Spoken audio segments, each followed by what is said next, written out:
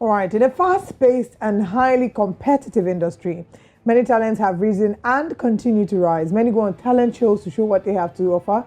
But after the show, what next? Today on the show, we will be joined by Odenose Dele Damisa, an upcoming singer and songwriter. I shall be taking us through her journey in a moment. But before she joins us to take us on this journey, let's talk about reality TV shows and how it's interesting that sometimes the people who do well are not actually the people that win. Sometimes it's the people who probably didn't go really far, who are like first, second, third. Yeah, I mean, that's actually true. I'm not sure how this works. But I think it's mostly because the winners are picked from some level of popularity. That is gathered off social media, and not necessarily the one that has the most talent. A few times, you realize that the person that is most popular on social media, and of course, maybe across, conversations, eventually gets the most votes, not necessarily because they are the very best. And they eventually show themselves, when after winning, the person who came second or third, and, you get to see that person's talent carries them further than the person that wins. So it does happen every now and then, and not just in talent shows, also in reality TV shows. You've seen that a few times where the winner of some, well, I can't call the name of the show, but the big reality TV show, eventually fades off after a couple of years, and you see some other people who eventually springing up and becoming more popular than the person that wins it. But it's a good thing, that we have social media now, so people also have other platforms to put themselves out without necessarily being a part of. Absolutely, yeah. And another thing is, now we must see a lot of people embracing using their individual platforms to promote themselves, because it's like, why in a real life reality TV show, absolutely. I'm here, I'm watching what's happening on TikTok in another country, someone's in America and they're watching my TikTok. So social media has become our own reality show. All right, so let's bring her in and hear from her. Good morning, Damisa. Thanks for joining us. Good morning. It's Odi, by the way. Odi, good morning. I was saying to her, just before we came on, I'm not sure who their hairstylist is, but the person is really, really good. They Thank both, you. She and her manager, I guess, look really, really nice. Thank you. All right, so tell us, what your journey was like, or the experience, going on a talent show. How interesting was that? Very interesting, actually. Very challenging as well. It's one of the ways, like, I have built some resilience. So, yeah. Okay, before the talent show, music certainly did not start at the talent show. You've been doing music for a while. Tell us about your journey. I started professionally in 2017. Before then, I'd been singing in church and just around the house and stuff like that. And then I joined a band in 2017. So from there, I just continued, other bands, just playing gigs, playing shows like that. And then, a couple of talent shows as well. And the challenging part. Now, interestingly, we had a guest earlier in the first Flow show to talk about his journey through music, and he shared some of the challenges and how he almost quit music until he decided to take one last shot at music.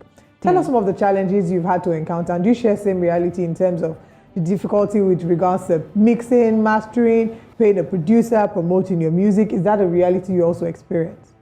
Not really, because the first band I joined had a producer attached to it, so it was relatively easy for me to get beats to practice with. Then I started off singing background vocals as well on other people's tracks, so I was in the studio pretty often, so that the studio part wasn't very challenging, like to find studio time or a producer willing to work on my stuff. What has been challenging will be just allowing myself to write. So it took me a little bit of time to relax into writing my own stuff and being comfortable, recording my own stuff. So that's been one of the major challenges. I think that's what I want to get into next, So are you currently making the music that you're making, is that you and the things that you want to express? And of course, do you every now and then want to pander towards, the popular sound across Nigerian music industry, and make the kind of music that every other person, seems to be enjoying the most? Yeah, so it's that's an interesting question because it has to do with like versatility and being real, being true to yourself as well. So the Nigerian scene is filled with a lot of, bop kind of songs, hip hop, dance hall, Afro pop, and those kind of things. So on a normal day for me, I would just love to relax and do like soul and R&B and jazz and just chill, and do those kind of relaxed sounds.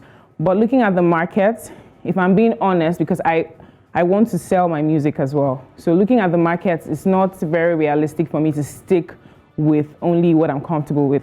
So I'm having to, and it's interesting actually, I'm having to, explore other sounds that I wouldn't normally just turn to, like Afro pop, Afro beats, and it's beautiful what Afro beats is doing right now. So yes, I'm trying my hands on a couple of Afro beats beats and trying to write those kind of songs as well. I believe so much in the power of saying what you want and affirming what you want. So if you had to pick people to work with, Nigeria, outside Nigeria, tell us who they are and tell us what projects you're working on. Okay, right now I'm trying to release a single in the next couple of weeks, another single that's going to be my second one, and then I'm working on an EP as well, so I can have like a body of work out. Then internationally, I would like to work with Stormzy. I've been saying this for a while now. I would like to work with Stormzy. I would like to work with Dave. In Nigeria right now, I like to work with Burna Boy, with Thames. Internationally, again, I like to work with Cleo Soul as well. I'm really enjoying her music, so yeah. Okay. Odenose, thank you very much for joining us, and we wish you all the best with all that you're doing and all the projects that you're working on. But we would definitely want a feel of your voice, so we would like you to please sing us out of this segment. Serenade us. All right, let's go for it. Check.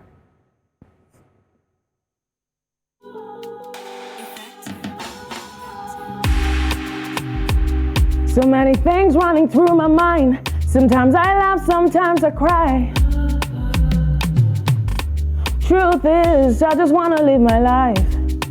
I just wanna be happy and not be judged, not be judged. And if I on my jam, I know they try to fall like say I pass my neighbor. And if I put up a fence, I can only try, but Lord, you're my protection, yeah. Mercy, Lord, I be asking for your mercy, oh yeah, mercy, Lord, I be asking for your mercy. That's really beautiful. Thank you so much.